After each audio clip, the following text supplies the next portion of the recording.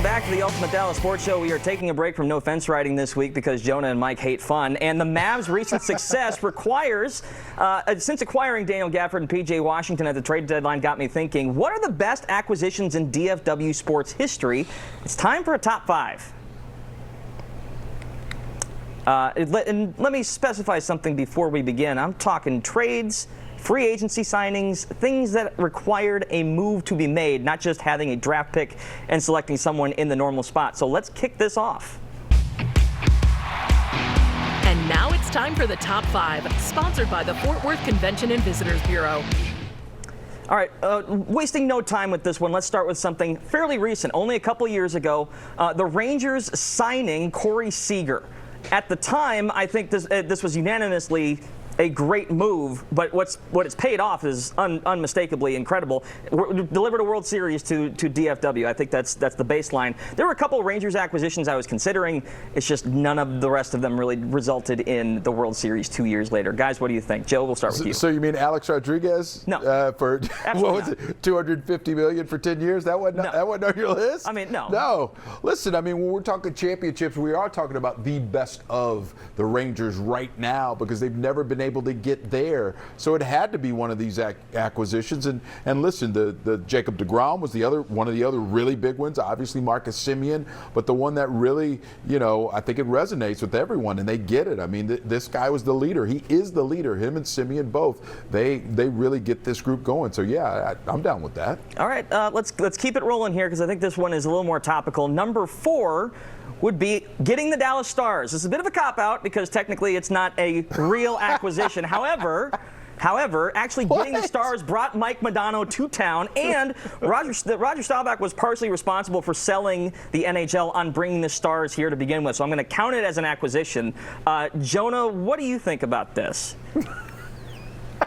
It's Brett Hull. What are you talking about? No. He scored the game-winning goal. It's Brett Hull. Does Brett Hull what have are a we statue doing? outside the AAC? You said star. We're not just doing star players. We got to do guys who made a tangible difference that they brought. Come on. Oh, it's Brett Hull. It's Brett Hull by a mile. Saad, get in here. I think it's a fair choice there because this wasn't something where the team was born in Dallas. They did relocate here. So I think it's fair, and that's a good way to get Modano on the list, I guess. That's what I'm talking about. All right, let's move on now to number 3 on the list, the draft trade for Dirk. Now, if I'm not mistaken, the Mavs did have to make a trade with the Milwaukee Bucks for this draft pick, but more specifically with this, the Mavs gave up a tractor trailer, I think. It was just a tractor trailer. Trailer was the guy's name. Either way, the Bucks might as well have gotten one because the Mavs got an incredible steal with this. Not to mention the rest of the draft day moves that the Mavs made. Joe, what do you think? Okay, first of all, if that's at 3, I know what at least one more better be. Yeah, sure. Better be, but that might be too low for Dirk. Too low with 2 spots left? Wait, I'm just saying. All right. I'm just saying. All right. Before we get too far in the weeds, let's go to number 2. Yeah. Signing Deion Sanders, more specifically with Neon Deion coming to town, a guy that was almost as big as the Cowboys brand in and of itself, flipped arguably a Super Bowl in the Cowboys' favor and established them as the team of the 90s. If he stays on the Niners, you could make the argument they trade for the rest of the decade. Either way, it got the Cowboys their 3rd one and ensured it. Jonah, what do you think? Yeah, that was I was thinking about my short list, and I didn't, widen the goalpost to include Mike Modano and Dirk just for the sake of this Mount Rushmore argument.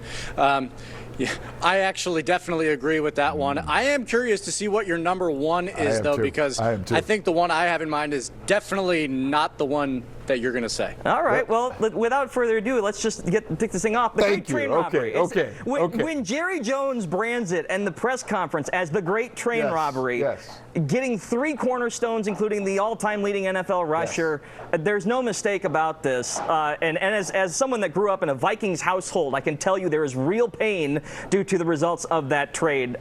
Saad, does this round out the top 5 enough for you? It does, but I'll tell you what, I think the Deion one is one we all saw coming, but there's an underrated one with the Cowboys of that era, and Deion flipped a Super Bowl, but Charles Haley kind of started that dynasty. When you think about signing Charles Haley, what he was for the 49ers, He came over right before the dynasty began, and he was there for those entire 3 and 4 years. Charles Haley is one that's really underrated to me. I know everyone talks about Dion in that era, but for me, Charles Haley was big. And you know, I think the rest of your list, it's pretty solid. Now, there's a lot that you can go through. The Corey Seager one that you got, I think that's really good, and it kind of pains me a little bit because Adrian Beltre would have been on that if 2011 goes a different way. If they would have won a championship. So. But I will say this, I think you got number one right, Andrew, spot on. But I probably would have put Dirk and Luka together, because remember, Luka was a draft day deal as well. Right. And I probably would have put those ahead of Dion, right? Because of the Haley factor, right? I won't object too much. I won't object too much. I'm just saying all 5 of these resulted in a championship within at least 6 years. So I think that kind of settles it.